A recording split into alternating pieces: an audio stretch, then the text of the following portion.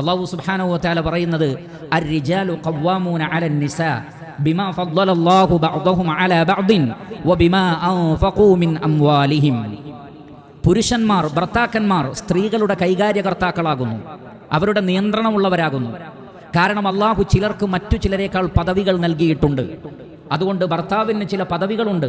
മാത്രമല്ല, നിങ്ങളെ സംരക്ഷിക്കുന്നതും നിങ്ങൾക്ക് വേണ്ടി ധനം ചെലവഴിക്കുന്നതും ഭർത്താവാണ്. അതുകൊണ്ട് ഭർത്താവിൻ്റെ ആ സ്ഥാനത്തെ അവർ അംഗീകരിക്കണം.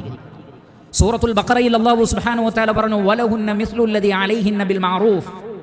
സ്ത്രീകൾക്ക് ബാധ്യതകളുണ്ട്, ഭർത്താവിൽ നിന്ന് ലഭിക്കേണ്ട അവകാശങ്ങളുമുണ്ട്.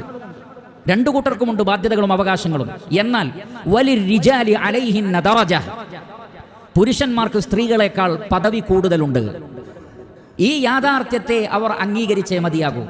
ആധുനിക സംസ്കാരവും ഫെമിനിസത്തിന്റെ ആളുകളും യുക്തിവാദികളും മതനിരാസ ചിന്തകരും ഉയർത്തിവിടുന്ന ചിന്താധാരകളിൽ അവർ കുടുങ്ങിപ്പോവാൻ പാടില്ല. ഭർത്താവിന് എന്നേക്കാൾ എന്ത് സ്ഥാനം, ഞാനും മനുഷ്യനാണ്, അദ്ദേഹവും മനുഷ്യനാണ് എന്ന് തുടങ്ങിയിട്ടുള്ള ചിന്തകൾ ഇസ്ലാം അനുവദിക്കുന്നില്ല. റസൂലുള്ളാഹി സ്വല്ലല്ലാഹു അലൈഹി വസല്ലമ പറയുകയാണ്, വലൗ കുൻതു ആമിറൻ അഹദൻ അൻ യസ്ജുദ ലി അഹദിൻ ലഅമർതുൽ മർഅത അൻ തസ്ജുദ ലി സൗജിഹാ ലിഅളമി ഹഖ്ഖിഹി അലൈഹാ. അല്ലാഹു വല്ലാത്ത ഏതെങ്കിലും ഒരു സൃഷ്ടിയുടെ മുന്നിൽ സുജൂദ് ചെയ്യാൻ ഞാൻ ആരോടെങ്കിലും കൽപ്പിക്കുമായിരുന്നെങ്കിൽ സ്ത്രീകളോട് ഭർത്താവിന്റെ മുന്നിൽ സുജൂദ് ചെയ്യാൻ ഞാൻ പറയുമായിരുന്നു. കാരണം ലിഅളമി ഹഖ്ഖിഹി അലൈഹാ, ഭർത്താവിന് അവളുടെ മേലുള്ള അവകാശത്തിന്റെ ഗൗരവം കാരണം. അപ്പോൾ അത്രമാത്രം വലിയ മഹത്വമേറിയ ഹക്കാണ് ഭർത്താവിനുള്ളത്.